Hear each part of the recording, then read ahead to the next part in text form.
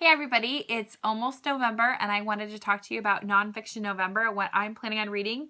If you're unfamiliar with it, basically it is a challenge that Gemma from Non Fic Books and Olive from a book Olive came up with to encourage people to read more nonfiction. Now, I really like nonfiction. I probably read about half-half. So for November, I am stepping up my game to majority nonfiction and not just half-half. So I have kind of a varied list on what I'm planning on reading. I also want to do another video with some of my favorite recommendations for you if you're looking. If anything that I'm reading sounds interesting to you, let me know. Maybe we could do a buddy read or something, talk about it afterwards.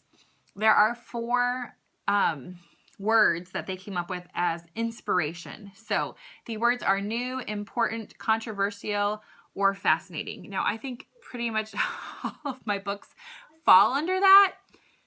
I don't know. I'm pretty excited about all of them, so hopefully I did not get too ambitious. So, in no particular order, first up is Drowned City, Hurricane Katrina in New Orleans, by written and illustrated by Don Brown. This is actually a graphic history, and I think graphic books are kind of a cool way to fit more nonfiction in. There's plenty of history and science books that are graphic, and I think it's a non-intimidating way to get started. So I think this probably go into, I don't know, interesting or controversial, because I know definitely there's going to be some things about race that were hard to read. Next is I Will Find You, a reporter investigates the life of the man who raped her, by Joanna Collins. This, I actually heard an interview with the author on NPR, I think. Either NPR or one of my podcasts that I listened to. And she was raped when she was younger and decides as an adult to kind of stand up to her accuser, investigate his family, figure out why he made the choices he made. And I think with the election going on, I know I'm probably as depressed as the rest of you, but sexual assault is a big thing that people are starting to talk more about, which I'm excited to talk about despite all the negative feelings it brings up. So I think that'll be kind of an interesting, controversial read. Next, An Astronaut's Guide to Life on Earth, What Going to Space Taught Me About Ingenuity, Determination, and Being Prepared for Anything. And this is by Colonel Chris Hadfield. I've checked this out from the library like 3 times. I do not know why I have not read it yet. I've watched videos with him, interviews. He's really funny. He's very engaging. And after reading Packing for Mars last month, I just thought it'd be fun to kind of go back into outer space. I even picked up The Martian for a reread just because that's, I don't know, maybe I'm looking for an escape from what is going on Earth. So we'll see. This one, Mighty Be Our Powers, How Sisterhood, Prayer, and Sex Changed a Nation at War. And it's by Leymah Gbowee. I don't even remember where I heard about this one either, but it's pretty. I think it's only about 250 pages. That's another thing. Most of my picks are going to be under 300 pages because I can knock those out pretty quickly. If you're getting into a subject that you're unfamiliar with, short is always a good thing. And Mighty Be Our Powers sounded like a very interesting read as far as nonviolent action to change social dynamics. I know they even did a sex strike at some point during the book. So I just think that'll be really interesting. I'm not as familiar with African politics, so it's kind of a new subject for me as well, and I think it'll be really fascinating. Next is Eating for Beginners, An Education in the Pleasures of Food from Chefs, Farmers, and One Picky Kid, by Melanie Rehak. And I don't know about you guys, but when you get in like a parenting life funk and you are trying to muster up the energy to figure out what to make for dinner, food memoirs and cookbooks always make me happy and get me a little bit more excited. And that's kind of where I am. Yeah, so I'm excited to read this. Just her talking about coming to a new relationship with food and what that means for how she made dinner. Hillbilly Elegy, A Memoir of a Family and Culture in Crisis, by J.D. Vance. This one has gotten a lot of national talk. My father-in-law handed it to me and said he thought it was really good too. I'm excited because, yeah, again, the election. I'm so over this thing, if you guys cannot tell. But I'm trying to expose myself to other people's points of views, and I think this will be an interesting and engaging read. Yes, probably some controversial things in it as well. Quiet, The Power of Introverts in a World That Can't Stop Talking, by Susan Cain. I love introverts. I am not one. However, all of the important people in my life, almost, are all introverts. And I think it will be very interesting to read what Susan Cain has to say about that. Also, I think, yeah, I just think it's good to know who you love. So I'm reading Quiet. I've had that on my shelf for a long time too. This one is The Canon, a Whirligig Tour of the Beautiful Basics of Science by Natalie Angier. I heard about this one on a podcast maybe a couple years ago and got it for Christmas last year.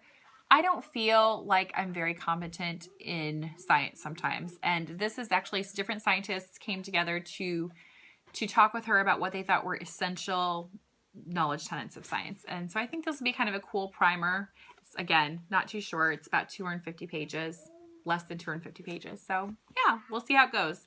And at least that one, I think the chapters are broken up, thus this one and the next one. So you don't have to read it front to back. You can kind of take breaks. I think that's another good thing if you're a little nervous about nonfiction. So this one, How Lincoln Learned to Read, 12 Great Americans and the Educations That Made Them by Daniel Wolff.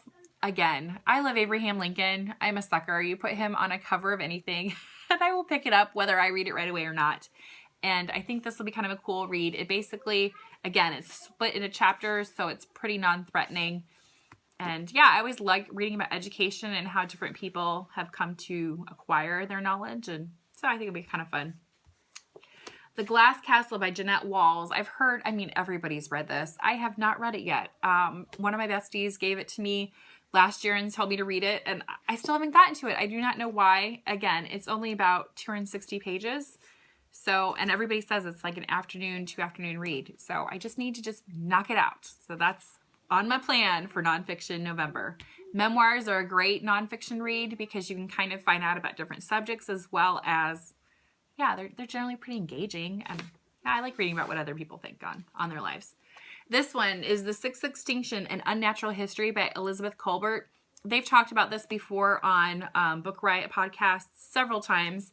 And basically it's just talking about how humans have affected extinctions before and why we're very responsible for what's going on right now with our environment. So I think it'll be kind of a cool read. Again, it's a science thing, so it's a new topic that I'm not as familiar with. So I'm excited to pick those up. Those are my shorter reads. I know that sounds like a whole lot of books to read, but I've been on a binge lately, so we're going for it. These next ones are a little bit longer, but I'm still pretty excited. Paddle Your Own Canoe. It's by Nick Offerman, and he makes me very happy. He writes great books. He's actually going to be one of my recommendations for Nonfiction November. If you have not picked up Gumption, pick up Gumption. It's about different Americans. He's hilarious. Comedy is a great way to, beef up your nonfiction reads because, I love him. He's so fun. This next one, 80 Days, Nellie Bly and Elizabeth Bislin's history-making race around the world. And this is by Matthew Goodman. I'm very excited about this. Nellie Bly is one of my childhood heroes, and actually their journey started in November. So I'm pretty pumped to read this because I think it's kind of an apt timing for it with November. And the cover is just, yes, I'm excited. So, and the last one, if I have time for it, we will see. Bill Bryson, A Short History of Nearly Everything. It's not super short, obviously, but it is a history of everything, so it wouldn't be expected to be. It's about 475 pages, and everybody talks about this. I like Bill Bryson. This one just intimidates me a little bit, so if you have any encouragement, put it in the comments below. So I'm pretty excited about that. And then I am going to do a reread of this one, which I think is a very important nonfiction read for anybody. The Kitchen Counter Cooking School by Kathleen Flinn. And she's written a lot of good books. This one's my favorite because she puts very practical tips into changing how you cook into it. And she also kind of talks about how our food choices talks about us as people. Basically, she was at a grocery store and was being very nosy and looked at somebody's cart and just said, I don't know why they're getting so much processed food. She wanted to help them. It was not like a judgy thing. She just wanted to kind of give them skills so that they felt empowered to go out and change their own eating habits. And I've read this once or twice before. I probably should get my own copy and stop stealing the libraries.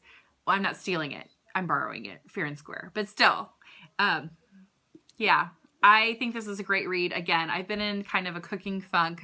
So I'm looking for some inspiration. And those are my big reads. If you have any suggestions, comments on anything that I'm choosing or your own reads, go ahead and put them in the comments below, and I will link the videos to the original Nonfiction November reading challenge videos. I'm excited to see what you're reading. Go ahead and just pick up one nonfiction book if you're nervous about it. There's so many great ones.